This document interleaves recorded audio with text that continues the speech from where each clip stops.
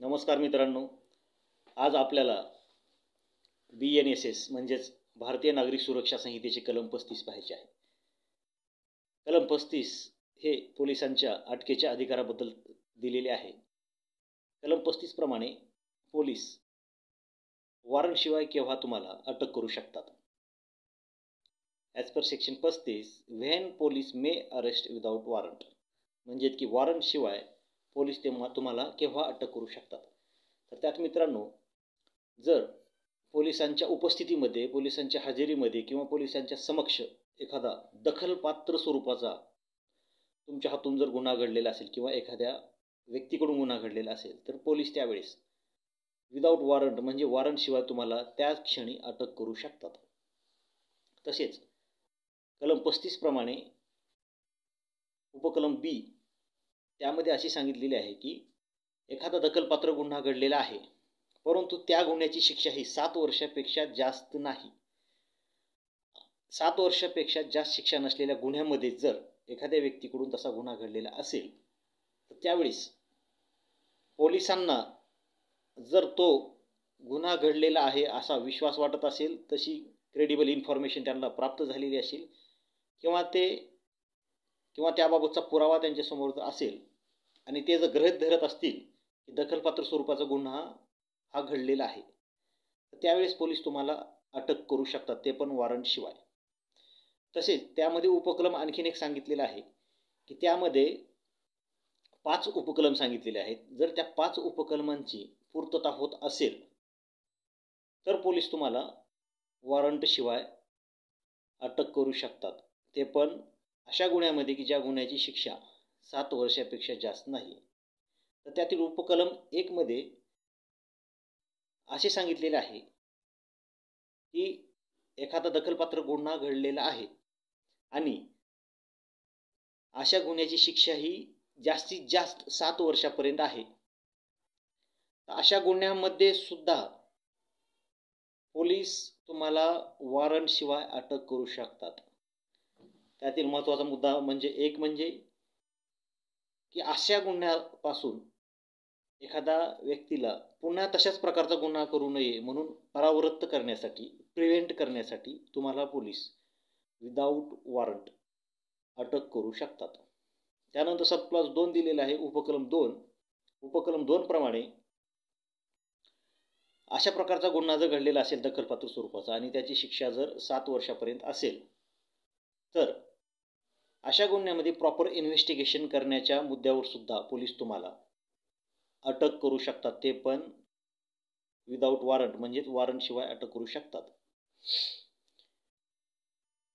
तिसरा प्रकार म्हणजे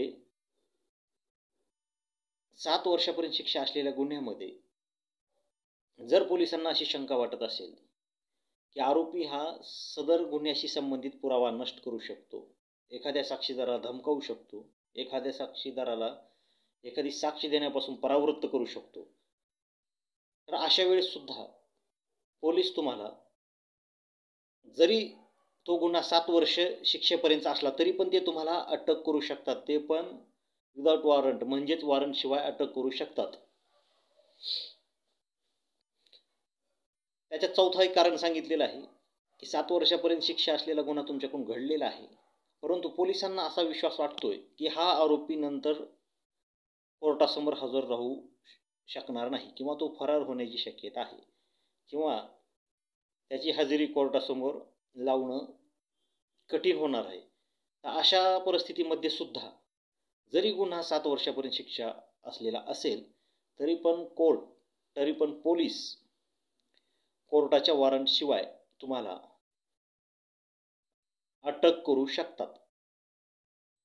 आता यात महत्त्वाचं सांगायचं म्हणजे मित्रांनो की अशा गुन्ह्यामध्ये जो गुन्हा की 7 वर्षे शिक्षा असलेला आहे,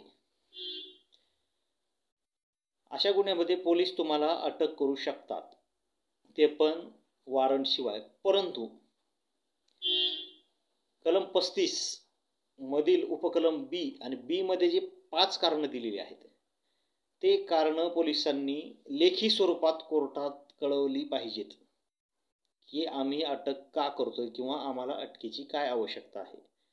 अशाच परिस्थितीमध्ये ती झालेली अटक वैध मानली जाईल जर ती कारणं लेखी कळवली नाहीत पोलिसांनी कोर्टाला, तर ती केलेली अटक ही बेकायदेशीर ठरेल आणि आरोपीला त्या क्षणी त्याच ठिकाणी तो जामीन मिळवण्यास पात्र असेल.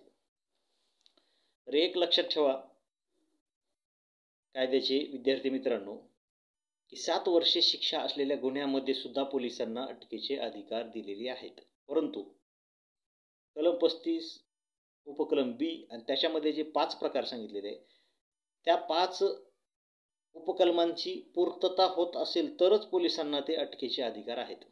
आणि तशी अटक करतोय म्हणून पोलिसांनी ते रायटिंगमध्ये म्हणजे लेखी स्वरूपात ते कोर्टाला कळवणं आवश्यक आहे. त्याचसोबत जर 7 वर्षे शिक्षा असलेल्या गुन्ह्यामध्ये पोलिसांना अटकेची आवश्यकता वाटत नसेल तर पोलीस अटकेची कारणे आणि अटक न करण्याची कारणे ही दोन्ही पण पोलिसांना देणे बंधनकारक आहे. अटक करणार नसताल तरीसुद्धा ते कोर्टाला अटक का करत नाही याची लेखी कारणे कळवणे आवश्यक आहे. आणि अटक करत असताल तर ते अटक का करतोय आणि कशासाठी हवी आहे अटक याची कारणे सुद्धा कोर्टाला BNSS चे कलम 35 उपकलम बी मध्ये जे 5 प्रकार सांगितले आहेत ते कळवूनच अटक करावी लागणार आहे. जर ते अटकेची कारण न देता अटक केली तर ती अटक वैध राहणार नाही आणि त्याबाबतची आपण कोर्टाला तक्रार सुद्धा करू शकतो. तर त्यानंतरचा तिसरा प्रकार जो आहे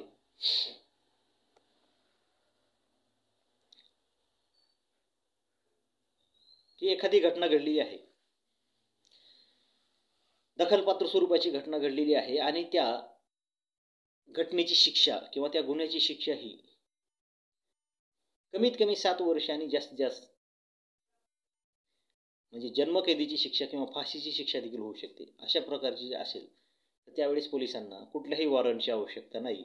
ते वॉरंट शिवाय आरोपीला गुन्हा केलेल्या व्यक्तीला अटक करू शकतात.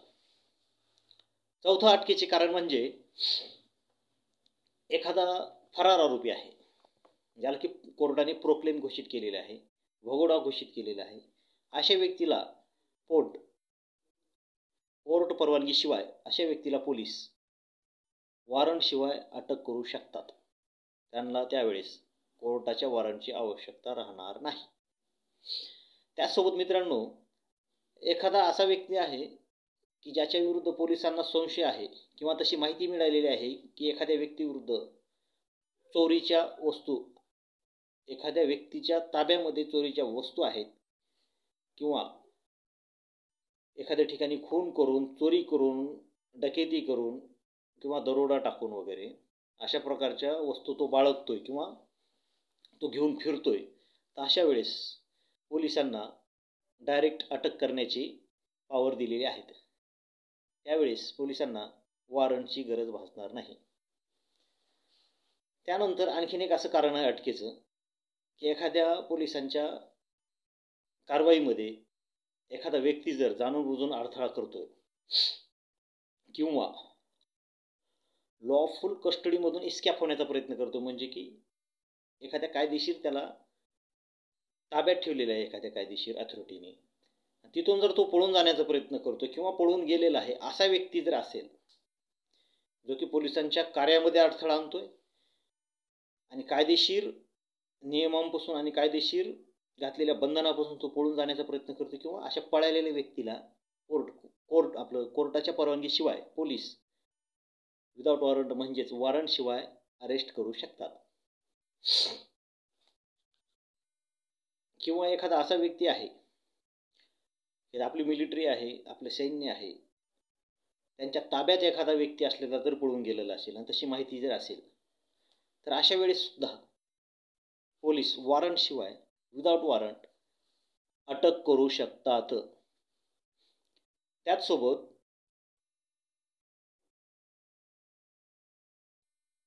BNSS कलम 294 प्रमाणे एखादा आरोपी हा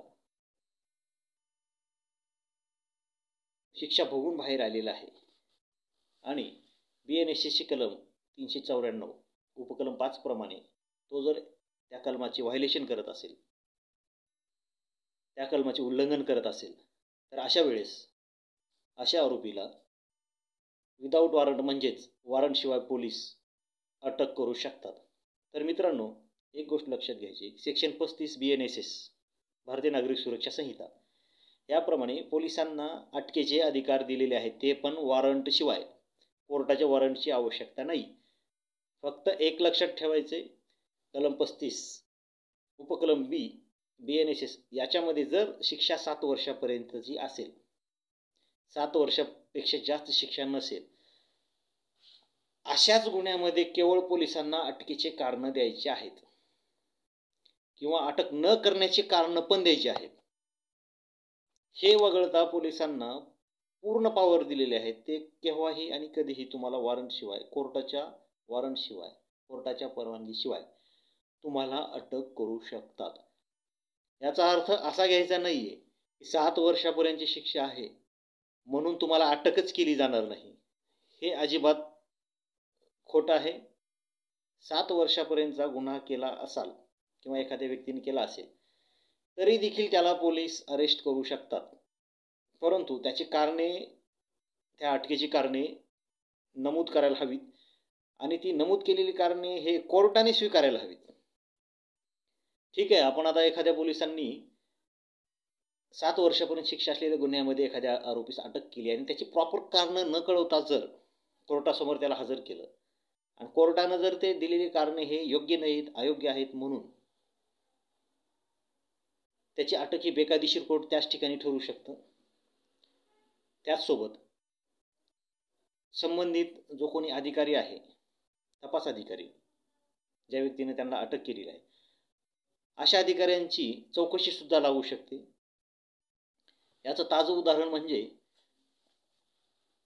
अर्नेश कुमारची case, Arnesh Kumar versus state of UP. या केसमध्ये मित्रांनो 7 वर्षापर्यंत शिक्षा असलेल्या गुन्ह्यामध्ये ठराविक आणि स्पेसिफिक गाईडलाईन्स दिलेले आहेत. या गाईडलाईन्सप्रमाणे